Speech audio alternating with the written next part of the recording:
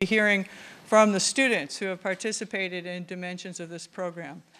Let me just say very briefly at the outset, my own understanding and deep conviction is that education is a moral enterprise. What we do and how we teach, what we teach, who we teach matters a lot. And I have the privilege of being here at the Harvard Divinity School, and my own training is as a social ethicist. And the privilege I've had to be able to engage in this initiative with the remarkable colleagues that I've just mentioned and the incredible students that we've had a chance to explore the fundamental questions that this initiative invites us to consider has been a remarkable privilege. And I just can't thank the Susus enough and thank the opportunity that all of you have helped make possible to participate in this project.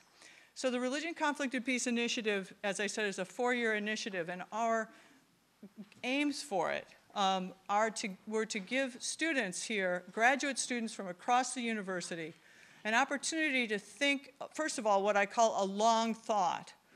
Some students, as you know, even at the master's level, so much of our lives here in education is fragmented. So we wanted to provide an initiative that allows people to participate in a long conversation that is related, that they could dip into and out of, depending on schedules and convictions and time. But the initiative itself is set up so that some people could have a full year engagement, a full year experience with thinking about these intersections of religion, conflict, and peace through 4 different opportunities. The first is a fall course called Religion, Conflict, and Peace that is open to anyone at the university across the university disciplines. The second is a J-term course, which is an intensive 21-day immersion experience in Israel and Palestine, which is you'll hear very much about tonight from our students' experiences. The third is an internship that people who are on the J-term course have the opportunity to do an internship seminar with me in the fall to then prepare and make a proposal to work in the region for the summer that is also funded by the Susus, an opportunity to work in the region in the summer with an individual or a foundation relevant to their own professional work and their own vocation. And then a series of symposia and opportunities for scholars, practitioners from the region to come here to Harvard, which we're going to be hosting 4 different ones this next year, this next academic year. So the opportunity for us, the idea of this idea of exchange of ideas, of delving into a complicated set of challenges where we're focusing this project on Israel and Palestine, what seems like an intractable set of challenges, to be able to, we believe deeply that a more capacious and nuanced understanding of religion can help provide tools that will break the binary ways that these conflicts are often represented, right, wrong, good, bad, the simplistic ways that we often represent not just this conflict but others, and that religion becomes, because it's such a powerful force in human experience, to be able to have a more sophisticated and nuanced understanding of religion opens up the opportunity to think about the power of religion in this particular context and more broadly in people's experiences and their lives. You'll hear language from our students about this term structural violence. I just want to say a word about that before I then talk about the narrative arc of the course and then turn this over to my colleagues. Central to this course and to all the courses that all of us who are involved in this initiative promote is the conviction and the centrality of the recognition that structural violence exists and that it is harmful to all people who are engaged in that context. So structural violence are the structures that allow for the opportunity for limited access to goods and services for some segments of society, whereas others have more privileges. It can be legal, as in legal structures such as apartheid in South Africa. It can be social, as in the situations where access to quality health care, access to quality education is limited. So it's not legal, but it's actually socially binding. So structural violence in the form of any number of challenges where social inequity is itself reproduced at a structural level and goes beyond just individual intention or agency is a central dimension of this course, and the belief, this entire initiative, and the belief that structural violence diminishes our capacity as human beings to live and flourish and reach the potential that we can cultivate together if we can break the back of structural violence. So the challenge for all of us is to be able to recognize where structural violence exists, and then to think of really generative and creative ways of what it means to work together to think about diminishing its impact and its power. The fundamental through lines of the course are a complex understanding of religion. My colleague, Atalia Omer, who will speak to you in a moment, who is a professor at Notre Dame and a graduate of the Divinity School here where she got her doctorate. She has coined the phrase hermeneutic of citizenship, where she looks at what does it mean for us to think of a more capacious and rich and inclusive understanding of citizenship that really takes into account all of the communities that are often marginalized or not recognized when we think about citizenship in any context. And she's done groundbreaking work on this very question related to the Israel-Palestinian conflict. The second, third narrative arc of our work is Marshall Gantz's work on public narrative, the power of stories, the importance of recognizing diverse stories, of hearing diverse stories, of recognizing that it is the diversity of our communities and the pluralism and the rich diversity within communities that is an incredible and important resource for all of us to really promote and engage in human flourishing. So Marshall Gantz's work on narrative has been central. And you'll hear these reflections when the students present their brief representations of their learning. And so these are through lines throughout these whole experiences. I want to just say, for those of you who are students here, we hope that you'll pay attention and get involved with us next year, because this is the second and the third and fourth year of this program. We have 2 more years. We hope that you will be inspired to participate either through coursework or to coming to more of our public events, potentially to join us on the J-term course. The richness of this experience for us has been profound. I can't even begin to tell you, even for me, with my incredible privilege of being able to teach at a place like this with students like many of you, this has been one of the highlights of my own professional experience. So again, without further ado, I'm going to turn this over to my colleague, Atalia Omer, and then she will introduce Hilary Rantisi, and then we'll move into, we'll see a short video that one of our students put together, and then we'll hear brief presentations from several of the students in the J-term. Thank you again, all of you, for coming, and I'll turn it over to Atalia.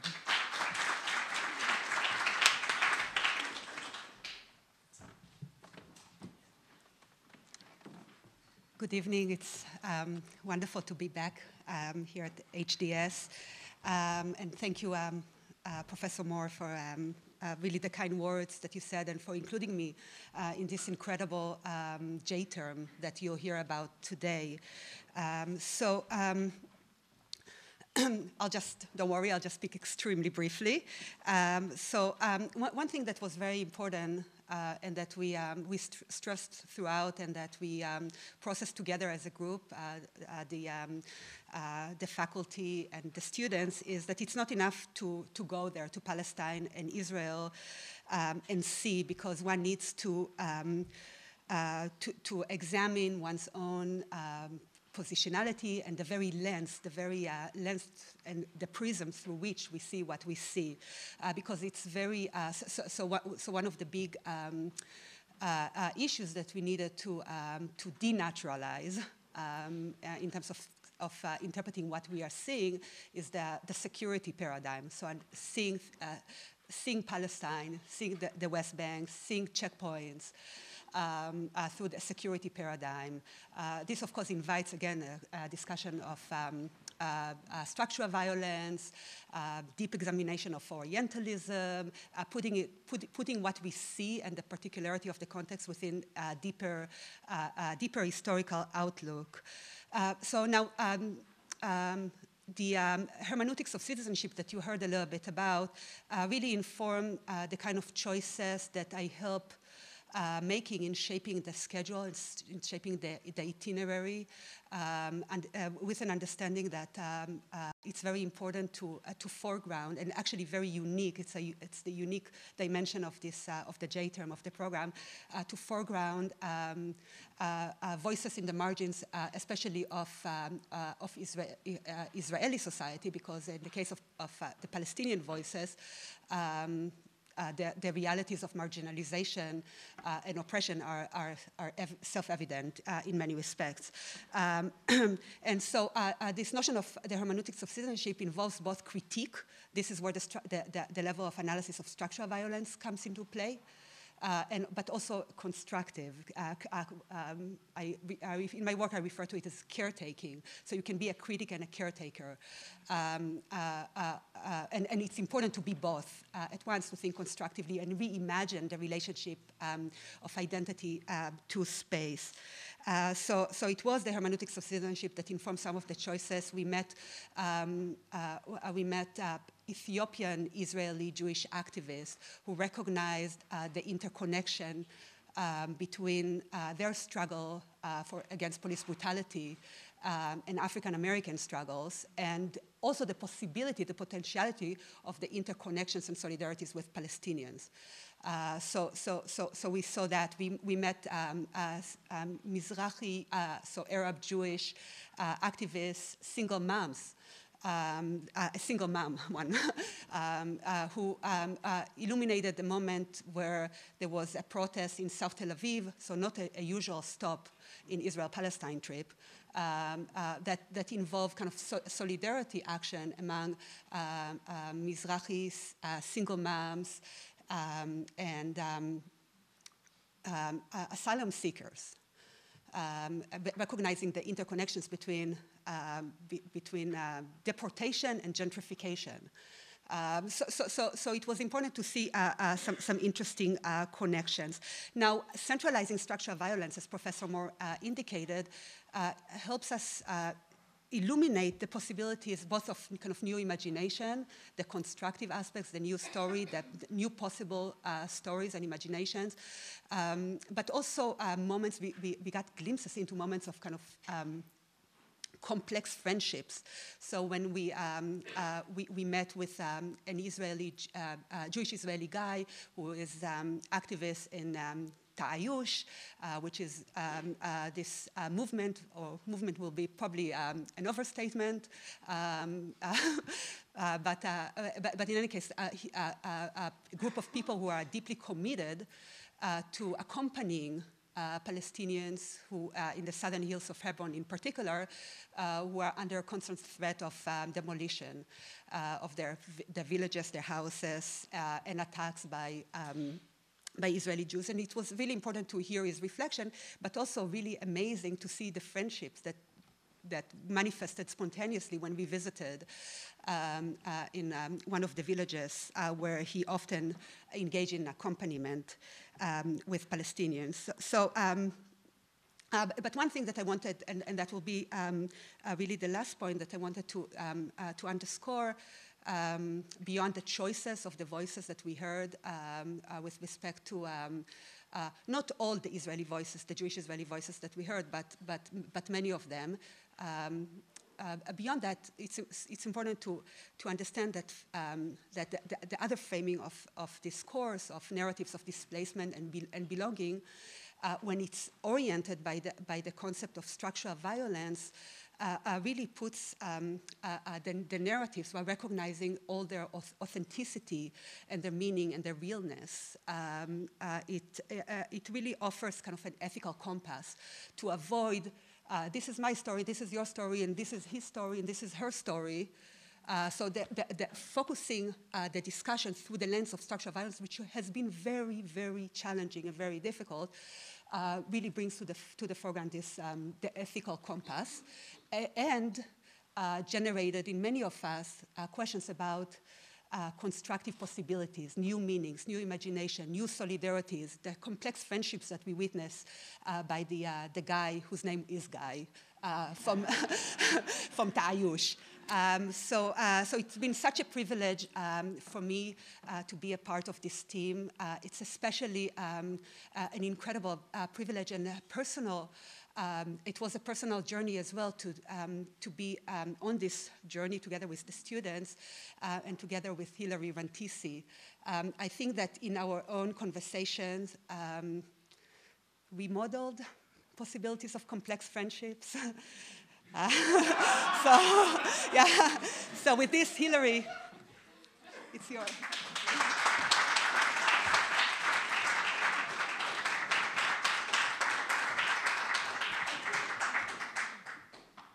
Thank you, Atalia. I will keep this extremely short because I'm in the way of you actually hearing the presentations of the students. But I wanted just to share very briefly that it has been an honor for me also to be part of this very creative and very important project, and emphasizing Professor Moore's focus on a moral learning that I think sometimes at Harvard it's not always part of what our learning is about, and so for me it's a privilege to be part of this project and an honor. So what I want to share is very brief, and it's about the course that the students are going to share about, and it's about learning in context. And the idea of learning in context is so different than learning in the classroom. You know, we had done readings before going. We had explored different texts. We looked at theories, but learning on the ground and seeing things in our own eyes is very, very different. Learning in context is different because in this situation in particular, you're learning from people who are enduring, living the situation as it's ongoing. So we were able to see things, but also to hear from people and their experiences and how they manage. Do they see? Some people choose not to see. And so we were also able to see that. And we see that here, you know, with privilege and power and so on. But we were able to see that. But we also were able to see people who were challenging us to actually see. They were stepping out and taking a stance. In some instances, putting their bodies on the line. In others, just in their own profession, in their own way, making a statement. Whether they were artists, we met with hip-hop artists, we met with writers, with journalists, with politicians, NGO leaders, architects, just a whole range of people. And I think that also is something that we can learn, that in every profession that we can be in, we have a role to play. That as individuals, even if we're not in positions of power, we also have agency to change things. And we were challenged. I mean, you know, the last 2 days we were there, I thought, you know, we're all very tired. And one of the people we heard from was an 82-year-old woman who is an activist. And the students were like, whoa, we're tired, but look at this 82-year-old Palestinian woman who has lived through all of these things, and she's still out there doing it. And so I think, you know, the examples of people living their lives and doing what they believe in is just an inspiration and an honor for us to witness, but also I hope a challenge for us to also maybe follow in those footsteps. So for me, it was a wonderful experience to be part of this. Now this course, you will hear about all the different things that we're seeing, and maybe not everything, because we had like 62 engagements or 61, you know, meetings, and so it was very intense. It was very intense for all of us. It was very painful for many of us, and I think, you know, in many ways that was also part of the learning, to feel the pain. But as Atalia was sharing about lots of the Israeli voices we heard also heard many Palestinian voices, and I think whether they were Palestinians living in the West Bank or in Palestinian citizens of Israel. And the concept of sumud, which is steadfastness, the concept of resistance, but also, I think, the concept of co-resistance. And that is of both Israelis and Palestinians who are co-resisting a structure that is killing people. So I think, for me, that was inspirational. But that's also me speaking. I think the students will speak to their own experiences, to their own lessons that they learned from this. This is such a unique experience. I'll just give you a short glimpse that we had 50 applicants from across Harvard graduate schools to this new course that no one had heard of before. We selected 16 participants from 7 different graduate schools, so very different professions coming in conversation in this course. We had about 7 nationalities represented in this course. We had multiple religions and represented in the course. And so there was diversity in our group. And that was also part of the learning. I think there was a lot of challenge there, right? And for me, that was something that I hadn't thought of before going on this. I was naive enough to think that the experience is just seeing and hearing from people, but seeing how we interfaced and interacted and learned from these people was also part of our learning.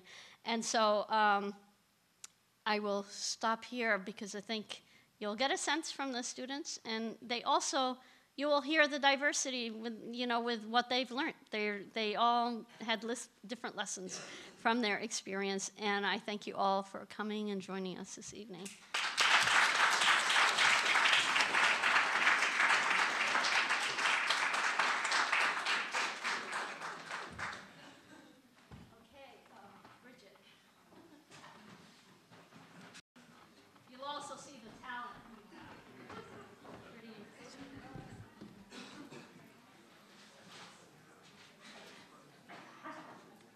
Just going to show a 5-minute video that we made about the trip.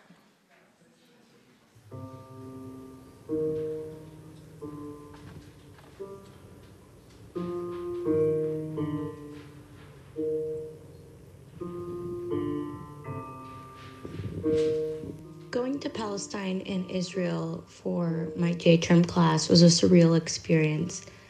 I don't think I ever thought I'd have the opportunity to participate in a course where I could explore such a wide variety of narratives with such a smart and diverse group of people. There were times when I felt uncomfortable, there were times when I felt challenged, and there were times when I felt so touched by the generosity of the people that we encountered.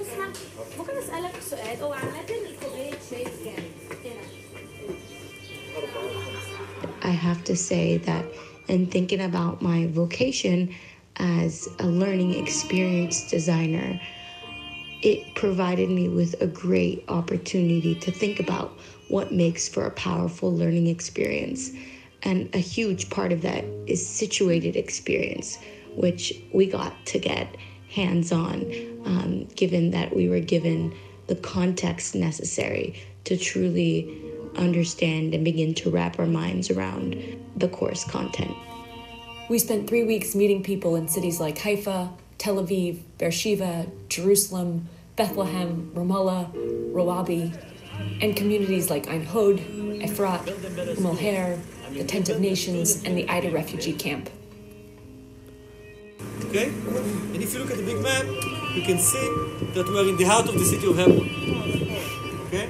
And when we are standing over here, we can really see the security concept. What do I mean?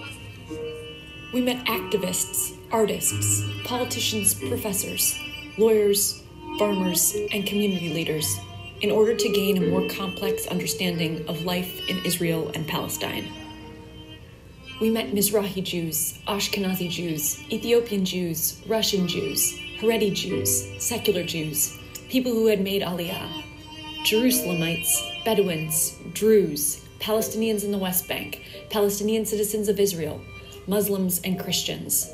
and we came to better understand the diversity among this population. Relying upon Johann Galtung's typologies of violence, we made examining structural violence the focus of our experience.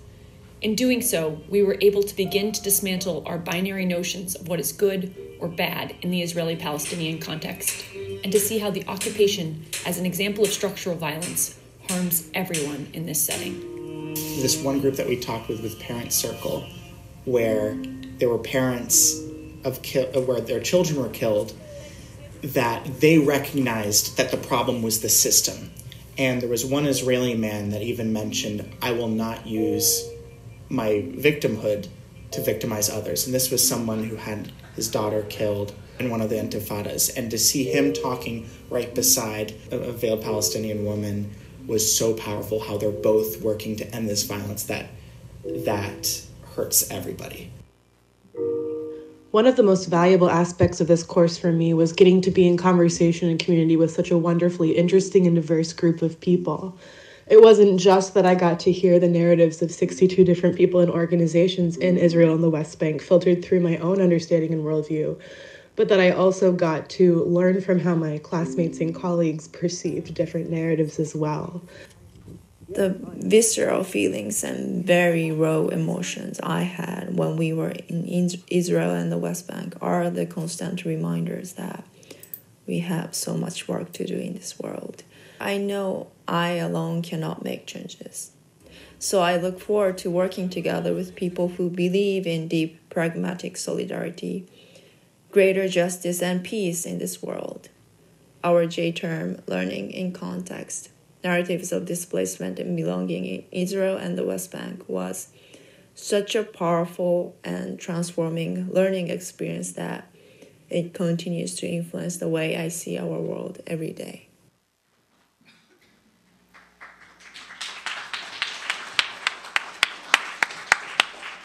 So that film, while I'm speaking, can the students who are going to present, can you just come up and sit down here so that we're ready to just move right through that? I just want to say that that video was created by one of the students on the trip, Bridget. So that was her contribution in her learning. So Sophia, when students are ready to come up, if you could come up and just say who you are and what school you're from, and then go ahead and present. And Sophia, you're going to begin. So thank you. I'm going to, I think, probably come up here because the room is so wide and people won't be able to see. That's okay. Yeah, do exactly what you did. Hello, everybody. Thank you for being here. My name is Sofia Salas, and I'm a master's in public policy student at the Harvard Kennedy School. I'll excuse myself because I'll have to leave very soon, but I still wanted to share with you what this class and this trip meant for me and still means for me. So I'll read something. And I forgot to say that I'm Colombian, which is a very important part of who I am. You will have to write a reflection every day. Every day. A reflection. Oh no, please don't. These divinity school people. It is 11 p.m. I'm physically and emotionally exhausted. The day was long, and after only 2 days, I feel as if I had been here for 1 month.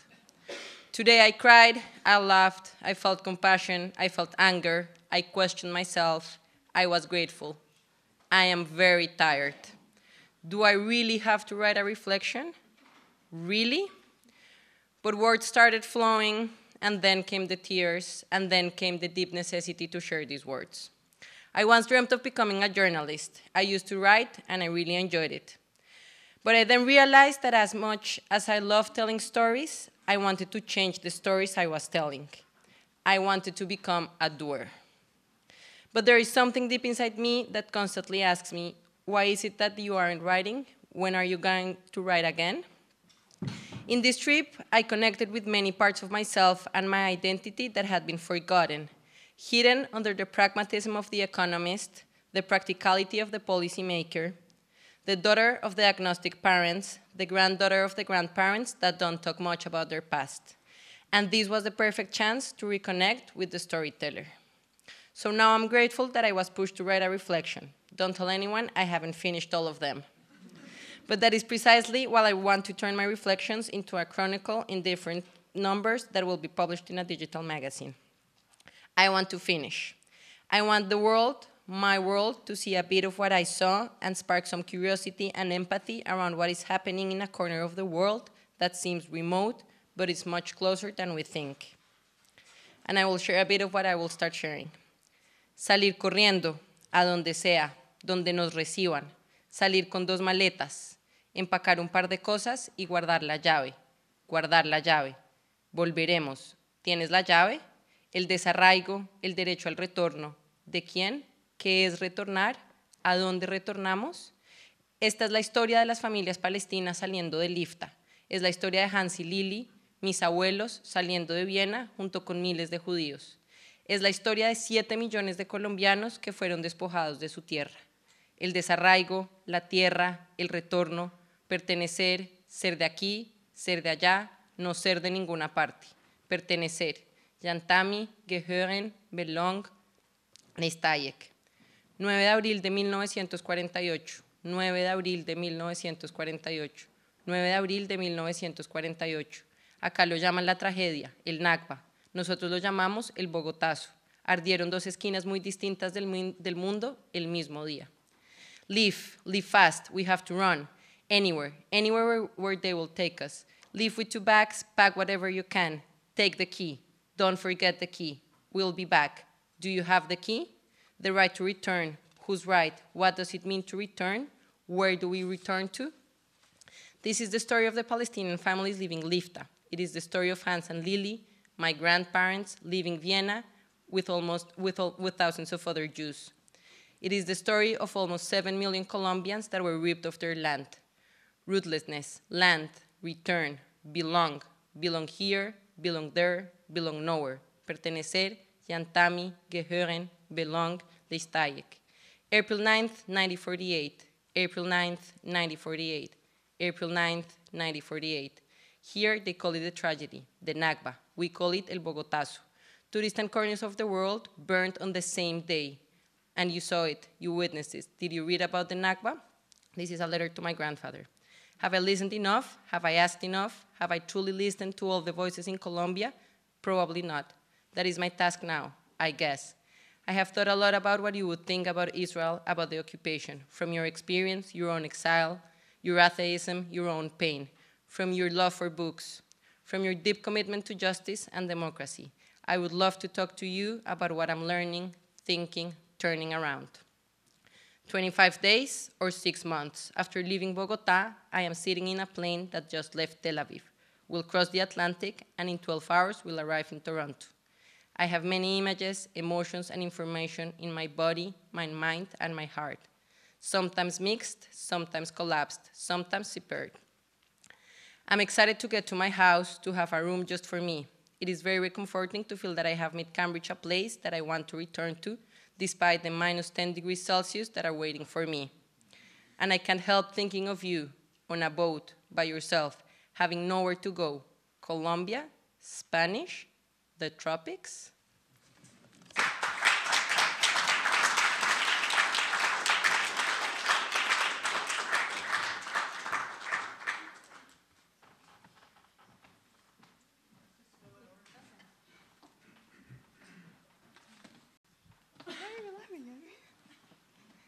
Hello, everyone. Thank you for being here. My name is Manami Wechi. I'm a graduate student at Harvard Medical School. I'm a physician by training, and I'm currently studying global health delivery.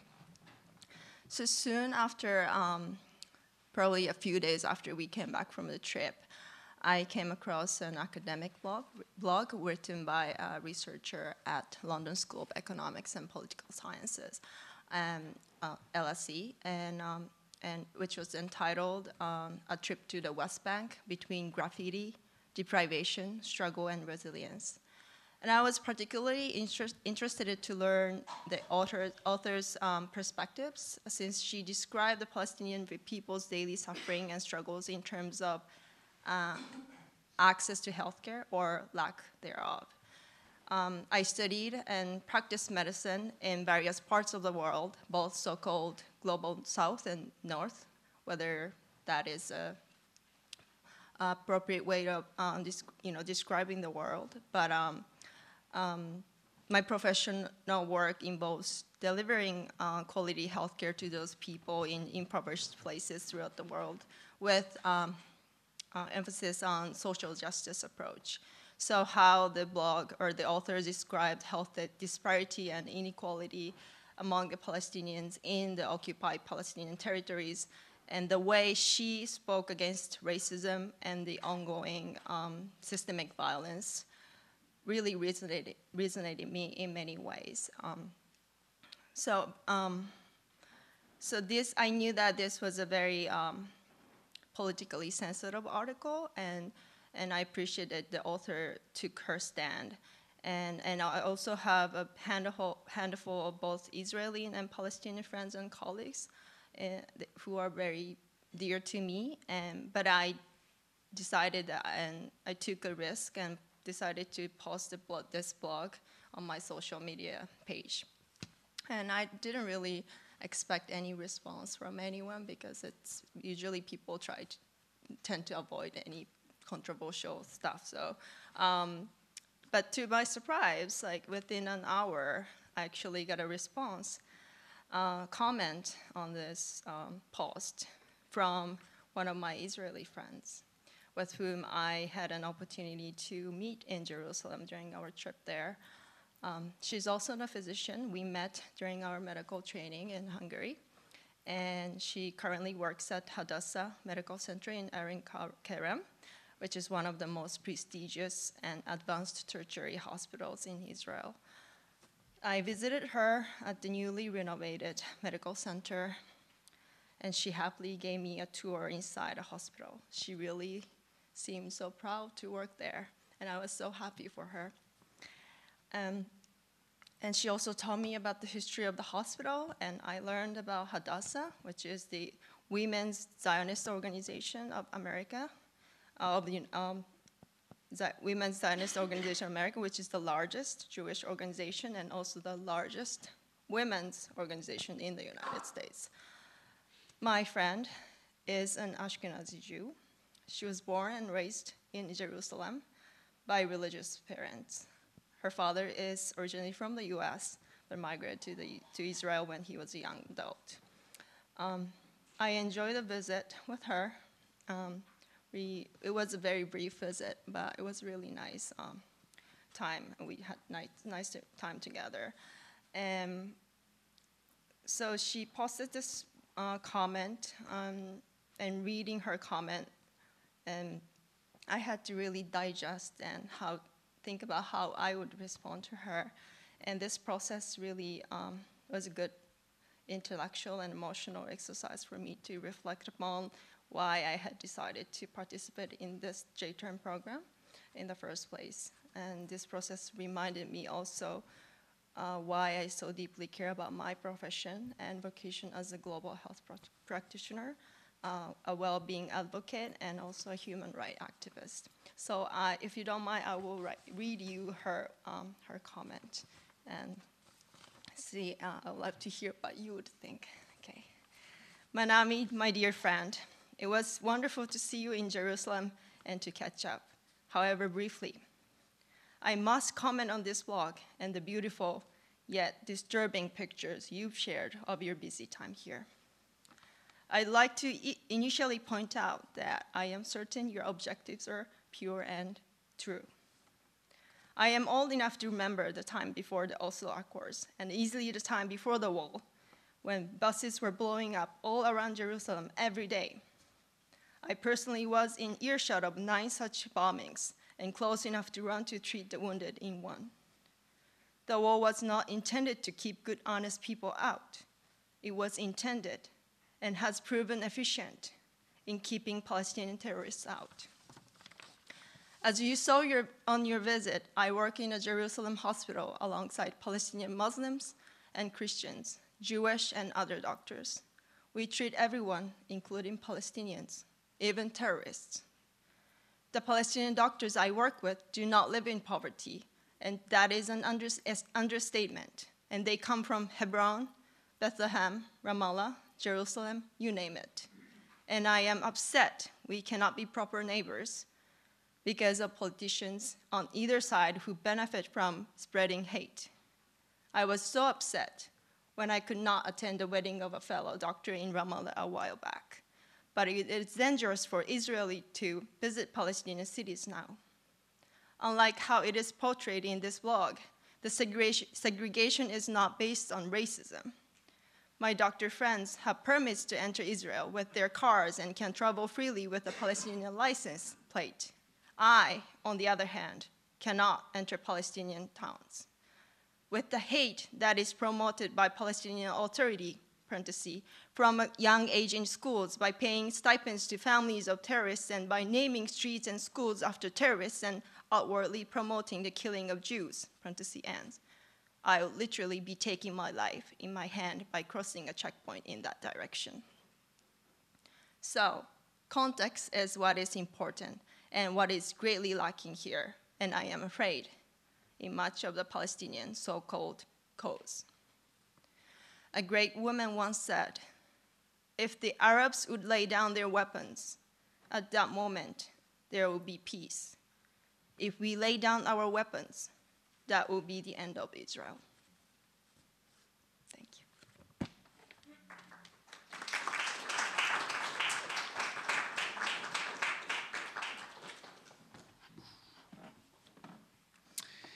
Hello, everyone. My name is Pablo, and I'm a master's student at the GSD, at the School of Design. And I'm happy to share with you a couple of my experiences and what this course has meant to me.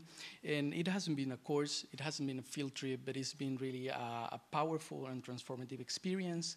And I would define it as a door. It's been a door to the context and the region. It's been a door to the people living there and their stories that are difficult, that are been emotional, that are important stories to hear and to be told. And it's been a door also to meet all my wonderful classmates that now are friends, and that our bond in this experience will last very long. And also to their minds and their hearts in this context. It's been also a door to myself and within me, and to think about what it means to be human and confront many of the questions that we all go through. I would like to share with you a specific experience. So as we've heard already, we've heard many different stories, many narratives. But I would like to share with you one specific story. We met with Combatants for Peace, an organization, and we met with two members of this organization. One of them identified himself as a Palestinian, and the other one identified himself as an Israeli. But what united them is that they had lost family members due to the situation. And what was really powerful about this experience is seeing them, the way that they interacted with each other, the way they treated each other, the way they were holding each other. And for me, this is something that really has stick with me and has left me thinking that peace is not only a word, it's not only an idea, but it's something that one has to embody, and it's in the daily relationships and the daily interactions. So I think that has left me thinking that if we want to do something about this world, it's something that we can do everywhere, and we can all have a role to play in making this world a better place.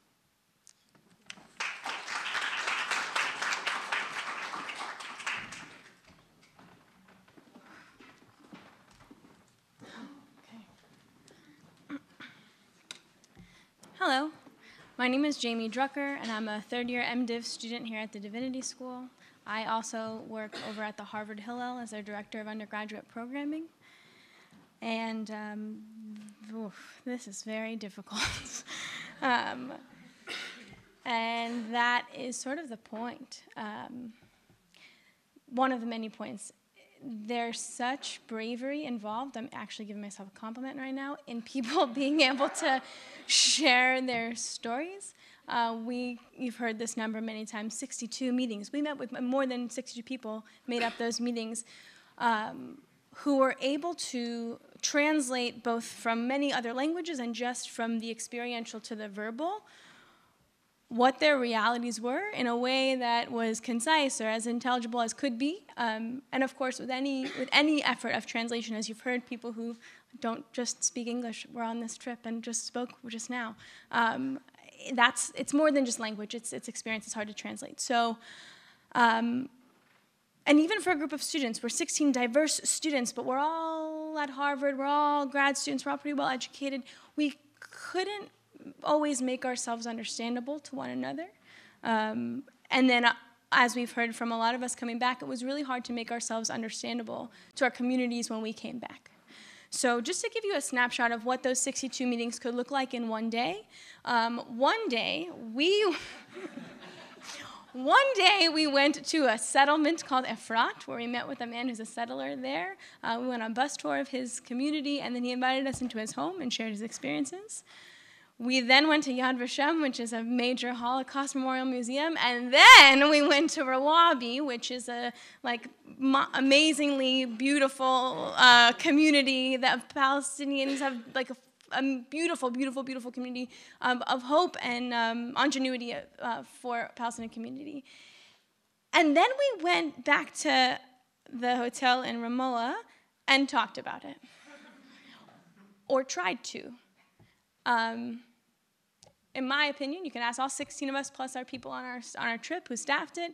We all walked away from that differently, as we do from every experience. In my opinion, we never recovered from that conversation as a group, because I don't think that we were able to make ourselves understandable to each other. And just to speak for myself, I don't think I was able to recover from that conversation.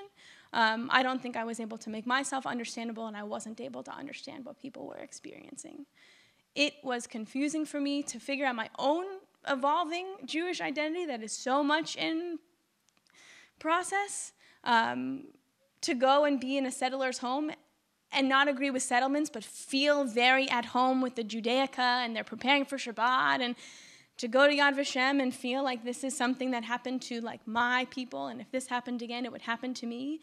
To go to Rawabi and be like so stunned by this like unbelievable feat. And then to go be in a very confusing community of people who I care about and want to understand deeply on Shabbat in Ramallah, where I can't, do much other than have some wine with friends at a dinner table and say a couple blessings. So it's very hard for us to understand or explain our experiences. We're trying our bravest. But that's all I've got.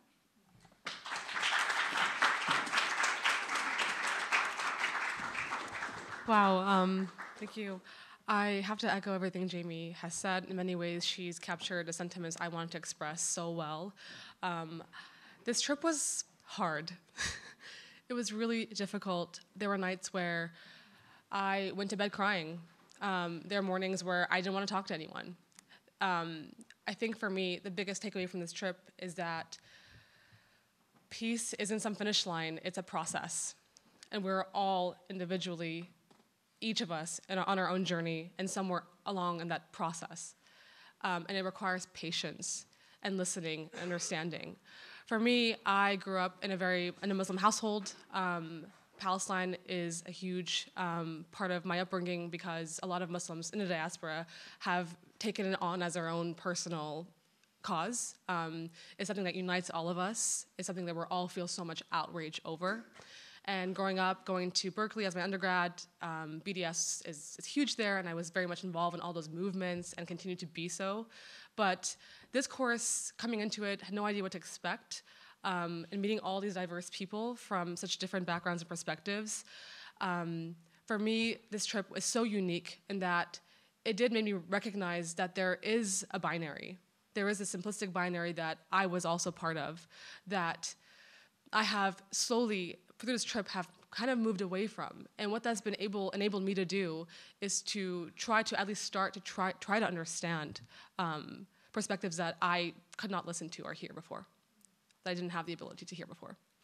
And it's been a really hard process that I'm still grappling with today. The trip has in many ways not really ever ended for any of us. We say this all the time, but it really hasn't. And I think for me what's really hard is communicating what I've learned to those who I really love, and doing it in a way where you still recognize that there are power imbalances, that there is such a thing as justice that's being denied to people in this region. But to do that in a way, I think, that is a just peace, and what that can possibly look like is something that this trip has given me that I can never really repay you guys for. So thank you so much. We'll move on to Esmir. Yeah.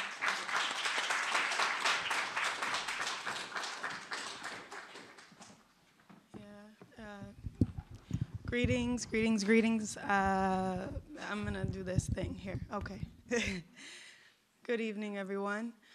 My name is Esmira Hamori Davis.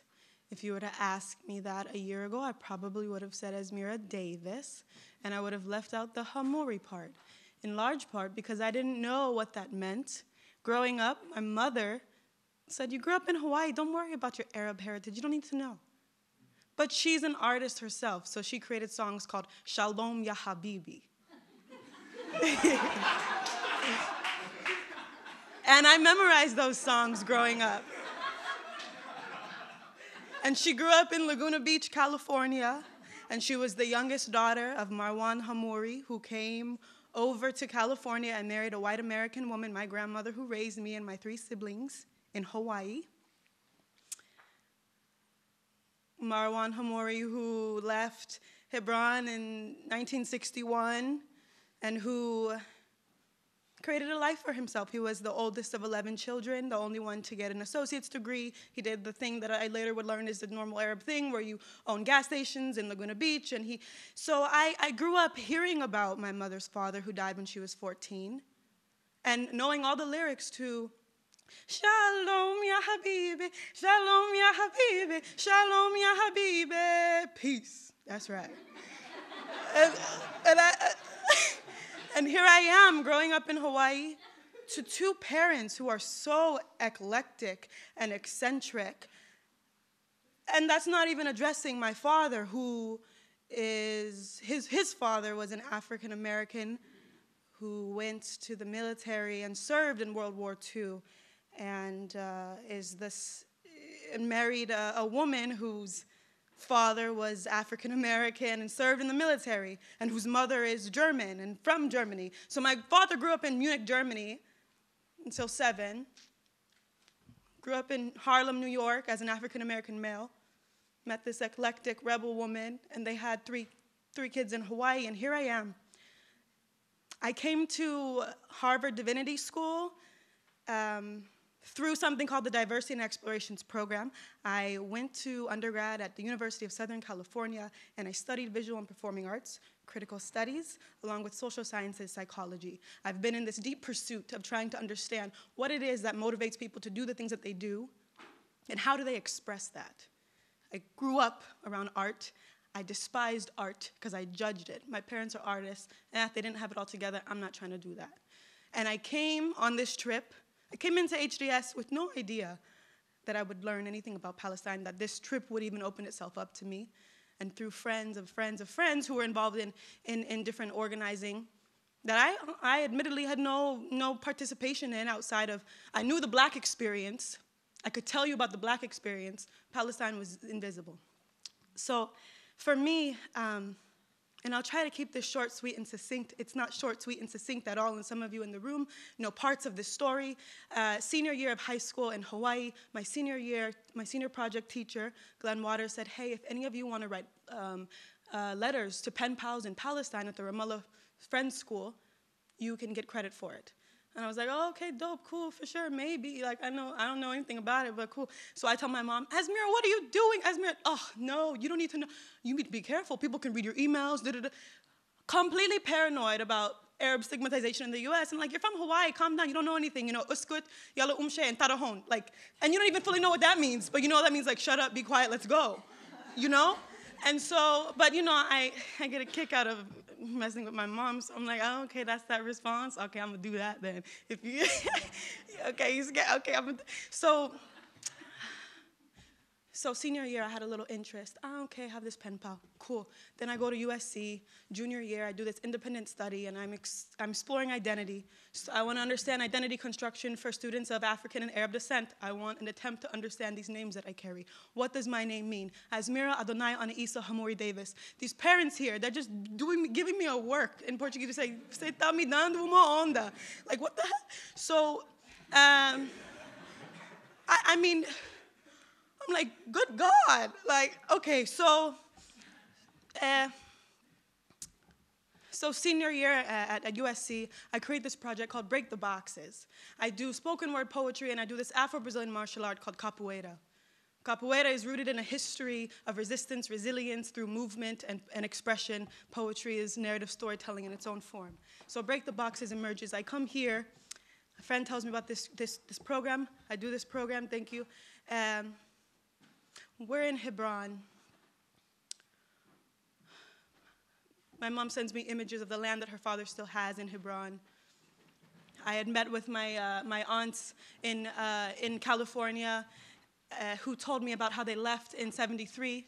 So I send them pictures of Al-Shuhada Street, which was the street that was the main marketplace and economic space for stability for Palestinians at the time. And she says, why is it so desolate? Why is it so empty? And I realize I don't know how to tell her, as she hasn't been here since '73. As we're coming back, people are getting ready to go on the bus, go to the bathroom real quick, and I decide, okay, I'm gonna ask these local store owners, like, hey, have you heard of the Hamoris? Like, I wanna know, like, who are these people? Have you heard of the Hamoris? What do you mean? What do you mean? Of course I know who the Hamoris are. Of course, they're one of the first families here.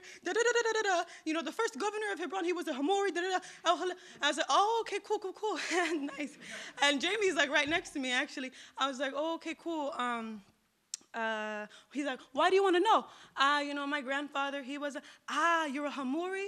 Muhammad, she's a Hamori. And so there's this excitement. There's this really genuine like excitement for, oh, folks, you know, some people are making their way back and want to know about like diaspora and lineage, and this is where your people are. And it excited me. So from that point on, my orientation for the trip was, I'm going to ask folks and see who can tell me what about the Hamoris. I end up learning that this name that I carried such shame around or invisibilized, didn't know much of, is actually something that I have to be proud of, that carries so many stories of resilience, of persistence.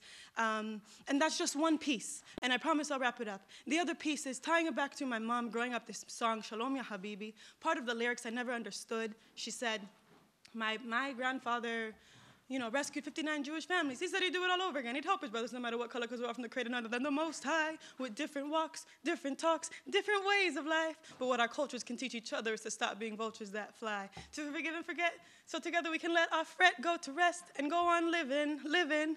And so I never understood the history or what she's talking about. What do you mean your grandfather rescued certain Jewish families? Aren't y'all the ones that were oppressed in XYZ?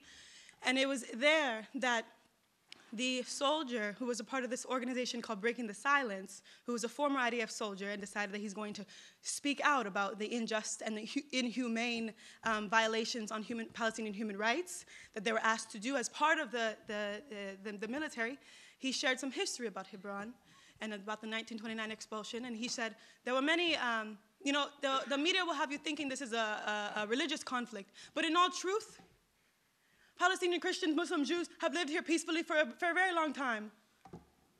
This is not, and he goes on. And I said, hey, were the Hamoris, were they one of the families that, like, did they help were they one of the families that took some of their neighbors in during that expulsion? Yes, of course. What do you mean? Oh my goodness, they're really one that da-da-da-da. And he goes on and on. And Jamie's right next to me at this point. And I get relieved because I was like, oh man, okay, cool. If this is a history I'm learning, and it's like, oh, you actually got a lot to be a little bit ashamed about, like, okay, you might want to erase that and not really talk much about that. For whatever it's worth, and however I process and reconcile and make sense of all the narratives that we've heard, the very, very rich narratives of the dear, why am I forgetting his name, at the settlement that we met. Artie, yeah, right? For me, as a performer, this trip has fortified the importance for me of using art and performance art as a way to lift up those narratives, those silenced voices, the people in the Bedouin villages who won't have access to these spaces, and all these different spheres of society. So that's what I hope to do. To save you a long story short, this summer I'll be going back to Palestine, and I'll be doing Break the Boxes Capoetic, so capoeira and poetry, capoetic social and racial justice workshops with this program called the I Know I Can program, which Summer is folks have been a part of and are a part of, and I'm really thankful to be able to keep learning about this culture and yoga, and so thank you.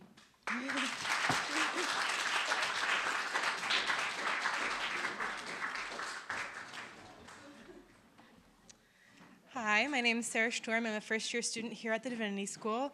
And I want to start by thanking Jamie for naming something that never really was said during the tail end of our experience together, was that something did change after that night. We wounded each other, not intentionally, but people left pretty hurt, and yet everyone still showed up. And that, for me, was a really fundamental part of this experience, was that no matter how hurt people left that room, the next morning at breakfast, everyone still showed up, with various levels of apologies and with various levels of comfort, but people still were in that room together. And that was really an embodiment of the one organization that I want to lift up to you guys tonight and share a little bit about our experience of our visit to them. So when we were in Haifa, we visited the Haifa Women's Coalition. Haifa is a city in the north of Israel. It's considered a mixed city, so there are Jewish Israelis and then Palestinian citizens of Israel who live side by side in this city. And what I found so incredibly powerful about our visit to the Haifa Women's Coalition was that it wasn't just that they wanted a shared society, or they wanted a shared society. They didn't want to just coexist. They wanted to collectively create the future they were after. So we met with 3 women, Dana, who is a human rights lawyer, Paula, who in the context of this story is a mother, and then Sharifa, who is going to be the first Palestinian deputy mayor of Haifa.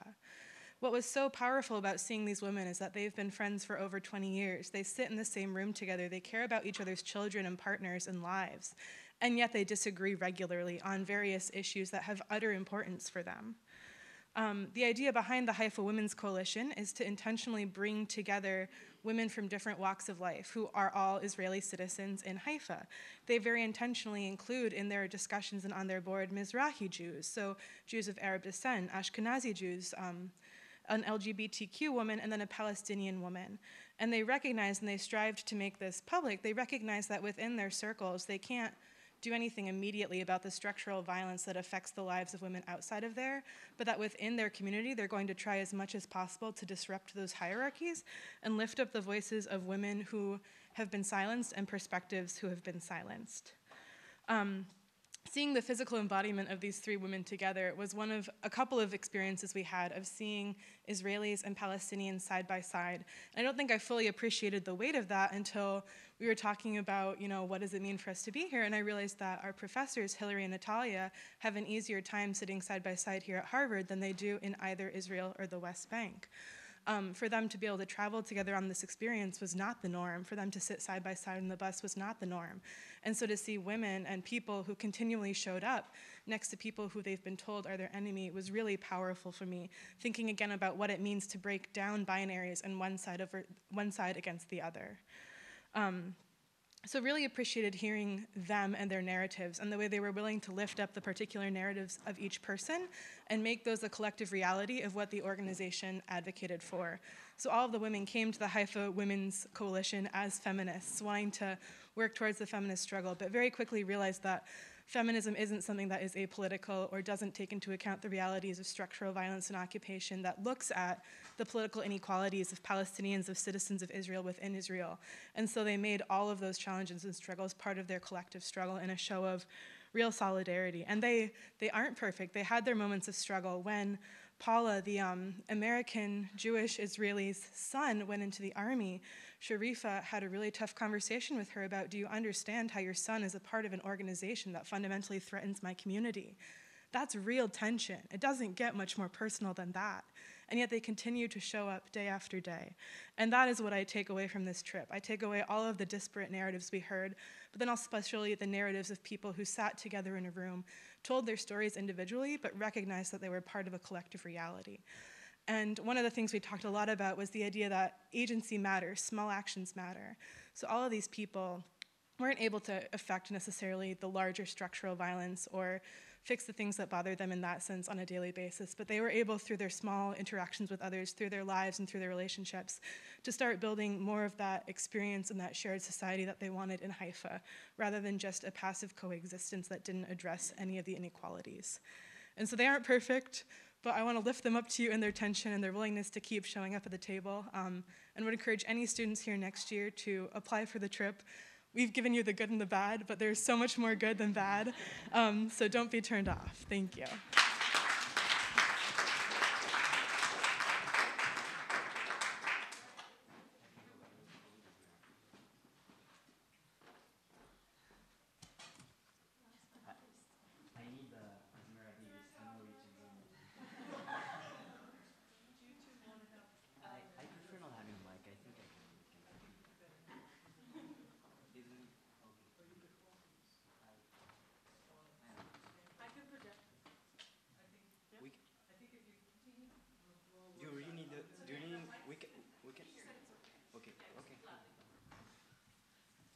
Jamming?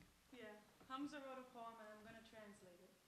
I am going to ask you to use the mic because I don't want to lose this. Okay. So you It's one of these. Oh. And can I use this?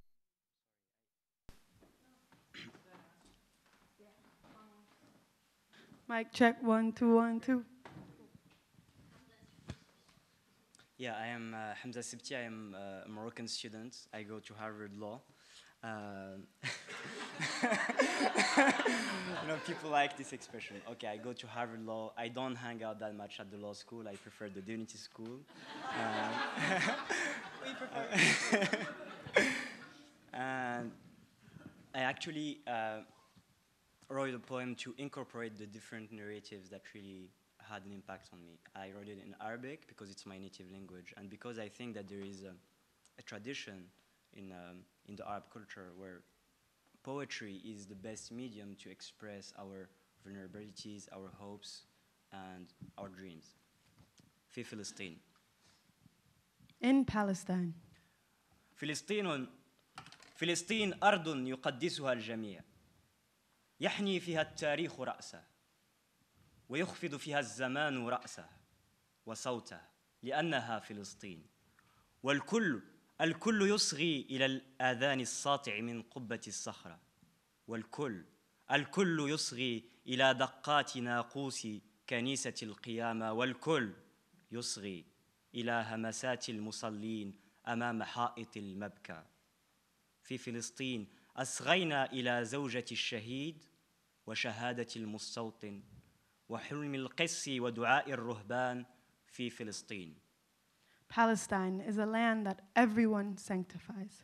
History bends its knee and time lowers its voice because it's Palestine. And all listen to the adhan of the Dome of the Rock, and all listen to the bells of the Church of the Holy Sepulchre, and all listen to the prayers in front of the Wailing Wall. Palestine. We all listen to the wife of the martyr, and the testimony of the settler, and the dream of the pastor, and the prayer of the rabbi in Palestine. في فلسطين جدار يقف وقفة تعسفية يبعد الجار عن جاره ويحرم الفلاح من زيتونه دار العم أو الخال التي كان يركض إليها أطفال الحارة بحرية صارت وراء الجدار. صارت وراء الجدار وراء نقطة التفتيش وراء البندقية في فلسطين. In Palestine, a wall stands arbitrarily separating the neighbor from his neighbor and depriving the farmer of his olive trees. The uncle's house, to which the children used to go freely, is now behind the wall, behind the checkpoint, behind the gun in Palestine. في فلسطين محاكم عسكرية يأتي إليها جنود الاحتلال بقاصر قيدت يداه وعصبت عيناه أهان الجنود أمه وأخته وأباه لأنه طبعاً يهدد الدولة الاستعمارية في فلسطين. In Palestine, there are military courts to which soldiers bring minors to tie their hands and blindfold their eyes after humiliating their mothers, fathers, and sisters because, of course, they are a threat to the occupying state in Palestine. في فلسطين في فلسطين إسرائيلي يبكي ابنته الشهيدة التي غادرت بعد انفجارات غزيرة، غادرت نهر الحياة واخترقت جدار الممات، ومن يفهم آلامه غير أم فلسطينية فقدت ابنها بدون سبب، وهل من سبب في فلسطين؟ In Palestine, an Israeli father weeps for his martyred daughter, which left the river of life and pierced the wall of death. Who can understand his pain if not a Palestinian mother? Who can understand his pain if not a Palestinian mother who lost her son for no reason? Is there any reason? In Palestine. في فلسطين شلومي مزراخي يمني يبحث عن خالته المختطفة، اختطفتها الأيام، ومحى المستشفى اسمها ولونها وابتسامتها من سجلات التاريخ في فلسطين. In Palestine, Shlomi is looking for his aunt because a hospital removed her name, her color, and smile from the records of history in Palestine. في فلسطين دروب اللد ما زالت تبكي من غادر بلا رجوع، وما زالت بأيديهم مفاتيح الحياة. البعض منهم التجأ إلى مسجد المدينة، شيوخ ونساء وصبيان، فما علموا أن الحقد لا يقف أمام أبواب المساجد ولا الكنائس ولا المعابد. في اللد هيلاري ترى طفلا أباها يبكي ويتساءل متى أرجع إلى اللد في فلسطين. In Palestine, the streets of Lydda are still weeping for those who left, but still have the keys. Some of them took refuge in the city mosque. Elders, women, and children, they did not know that hatred would not stop in front of the doors of mosques, in front of the doors of churches, in front of the doors of synagogues. In Lydda, Hillary saw a child, her father, crying and wondering, when will I return to Lydda? In Palestine. في فلسطين أطلال لفتة تتذكر، في فلسطين الكل يتذكر أن لكل يوم نكبة تزداد إلى نكبة التاريخ في فلسطين. In Palestine, Lifta remembers. In Palestine, everyone remembers that every day has its Nakba that adds to the Nakba of history in Palestine. ولكن في فلسطين رجل يأمل أن تحل محل الدولتين دولة واحدة يعيش فيها أبناء عداوة الأمس صداقة الغد، يلتقي فيها إسماعيل وإسحاق ويصليان في أزقة الخليل، وقد فتحت متاجرها وخرج ناسها لاستقبال كثرة المارين في فلسطين. But in Palestine, some hope that there will be one state where the children of yesterday's enmity will live in friendship, where Ishmael and Isaac will meet and pray in the alleys of Hebron in Palestine. ولكن في فلسطين حيفة تسر الناظرين، عبرية وعربية ترقصان على موسيقى إلكترونية. شباب أتى لينسى الحرب وينسى الاحتلال، لينسى كل شيء ويتذكر اللحظة، لحظة الحب الأبدية كأي شباب في فلسطين. But in Palestine, Haifa is a shining city. You can see Hebrew and Arabic dancing on electronic music. Youth come to forget war and occupation, forget everything, and live in the moment of eternal love, like any youth in Palestine. ولكن في فلسطين رجل يستيقظ كل صباح ويتذكر أنه رفض الخضوع إلى التجنيد الإجباري. قيل له أنت خائن، أنت لست إسرائيلي. ويستيقظ صديقنا كل صباح ويذهب إلى أم الخير يزور أصدقائه من البدو في فلسطين. But in Palestine, a man wakes up every morning and remembers that he refused to serve in the military. He was told, "You are a traitor. You're not an Israeli." He wakes up every morning and goes to al-Khair to visit his Bedouin friends in Palestine. ولكن في فلسطين وفي قلب القرى البدوية في صحراء النقب، والكل ينتظر الآلات الضخمة التي تهدم الديار وتجعلها نقعا غبار. أطفال يبتسمون ويلعبون لعبة منسية ويبنون بتراب أحلامهم مدنا فلسطينية فيها مدارس جميلة وحدائق خضراء، وفي أحلامهم تسمد الديار، وفي أحلامهم يسقط الجدار في فلسطين. but in Palestine, in the heart of Bedouin villages, in the Negev desert, while everyone waits for the huge trucks which destroy homes and make it dust, children smile and play an ancestral game. In their dreams, they build Palestinian cities with beautiful schools and green gardens. In their dreams, the homes are not destroyed. In their dreams, the wall falls in Palestine. في فلسطين. شكرا.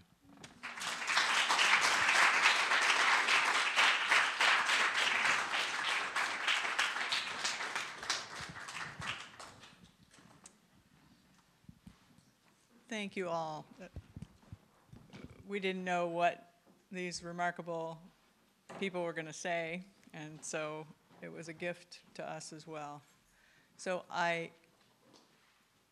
oh yes, you can sit down. I'm sorry. This is the close of our formal program, and we did say this would end at 7, but what I'd like to do is just ask all the students who were involved in this trip to please just stand, because many did not speak. And so I just would love you to stand so that if you have questions, if you're in the audience and want to talk to any of the students who were part of this, or any of us who had the privilege of leading this trip, please, we'll be able to, many of us will be able to stay around to talk with you, to eat more food, I hope, and we'll just have a chance to engage questions that you might have, but we don't want to keep people beyond 7. So can the students stand, please? Please. Thank you all. Thank you very much.